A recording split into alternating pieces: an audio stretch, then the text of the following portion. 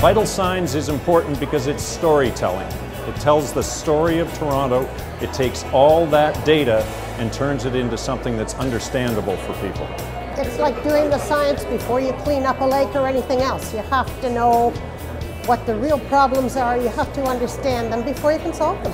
I believe it's a powerful tool for guiding individual philanthropy. I also hope to learn what it is that we need to be focusing on to make Toronto just that much of a better place for everybody to live in. I'm excited to be in a room filled with people who are contributing so much to the city today. Just to have a real catch up on what progress we've made, where we have to go, and how we're going to get there.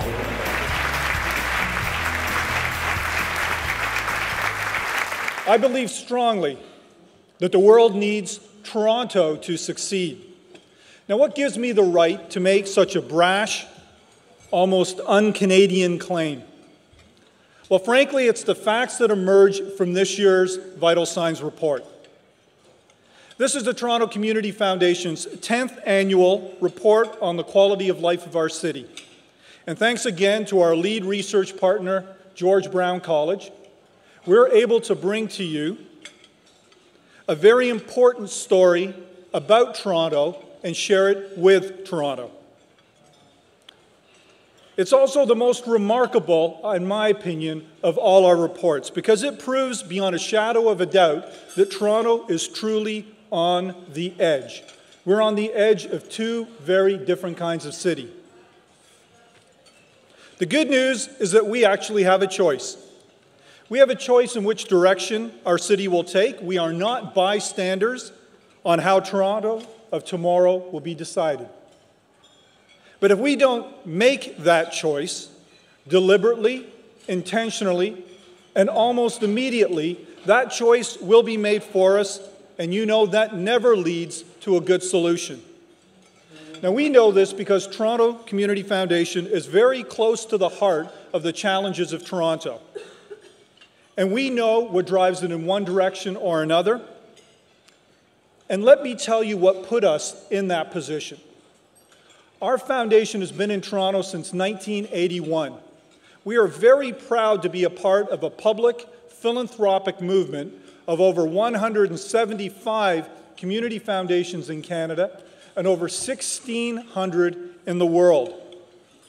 In our foundation, we are focused on making Toronto the best city that it can be, and we do that by connecting philanthropy with community needs and opportunities.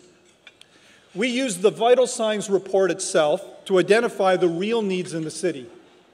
Then we identify, and with our fund holders and our wide array of partners, we identify the solutions to those needs, and we support the community organizations providing those solutions, all to make Toronto a much better place for all of us. We identify the needs and support the solutions. We call that the art of wise giving. But this is not your grandfather's philanthropy of writing checks and brass plaques. We believe that today's philanthropy is much, much more. It's becoming the place that brings the public sector and the private sector together to develop innovative solutions to wicked city-building problems in particular. But as the author Thoreau said, what's important in life is not what you look at, but what you see. So when the world looks at Toronto, what does it see? Well, that's exactly what the Vital Signs report tells us. Last month, The Economist magazine declared Toronto to be the 4th most livable city in the world. Not only that, we are among 3 Canadian cities, including Vancouver and Calgary, that made it to the most respected handful among the 140 cities that The Economist looked at and the thousands they didn't. Now, this says a lot about Canada and our growing attractiveness. But all of this said, Toronto is not a Shangri-La. We have a raft of big-time economic, social, and structural problems. They're not as bad as some of the cities we envy, but if we don't work hard and together to solve them, they can sink us. And in this respect, Toronto is on the edge too. Not too long ago in Paris, we saw it plagued by youth riots. In the summer, parts of London were burning.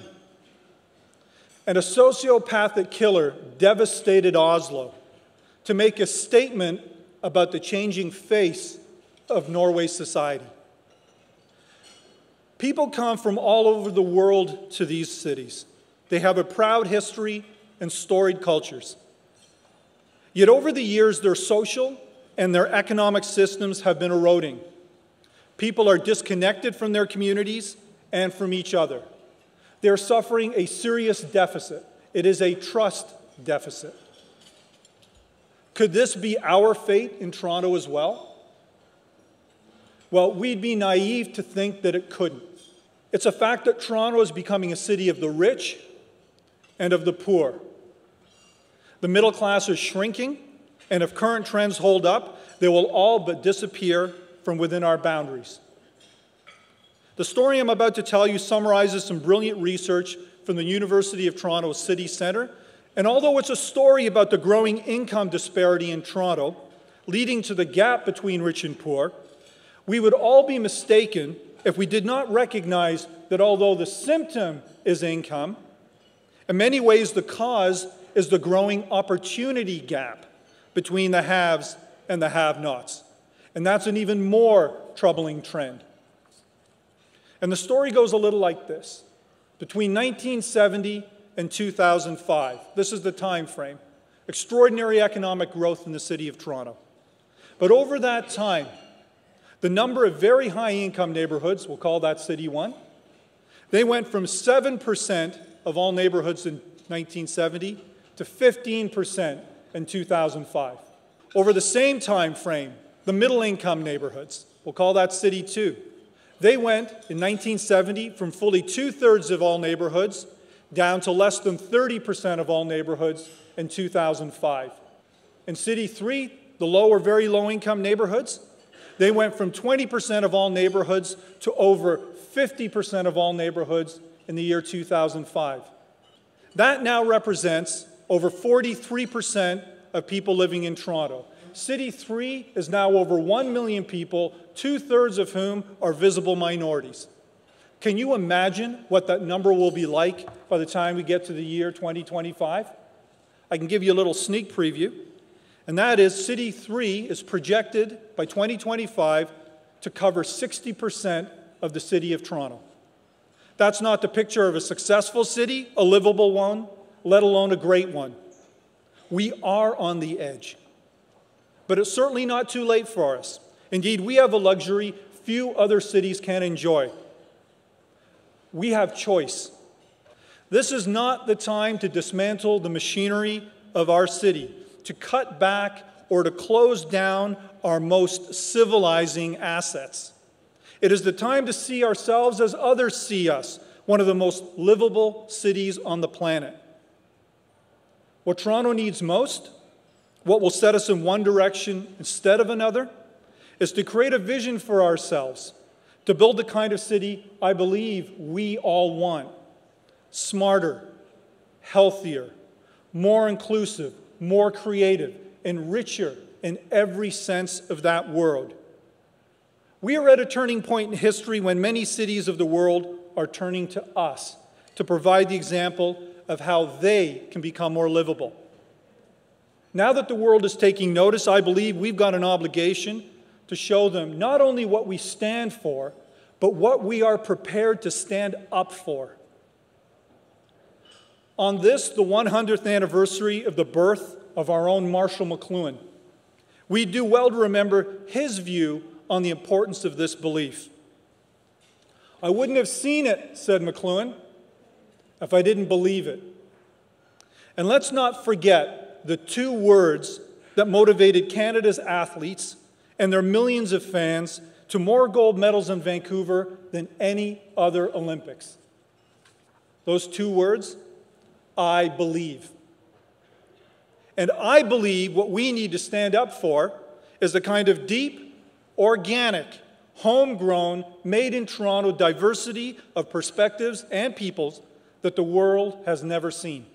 And that is precisely why the world needs Toronto to succeed. So ladies and gentlemen, let's get on with it and show them how it's done. Thank you very much.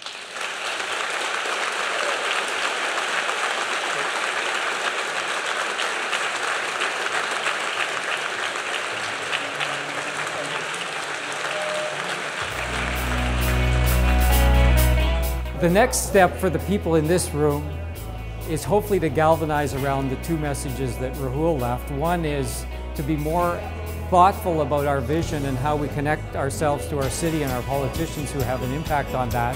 I believe that the basic chemistry is there for people to care about the city.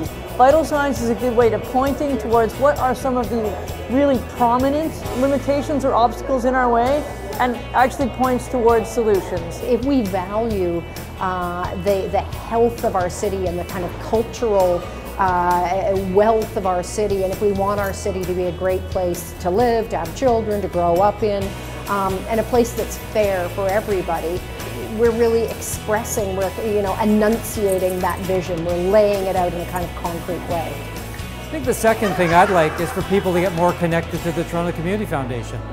We have a wonderful ability to influence the direction of the city through philanthropy, and to the extent that people can become more philanthropic and engage with the Toronto Community Foundation, we all win.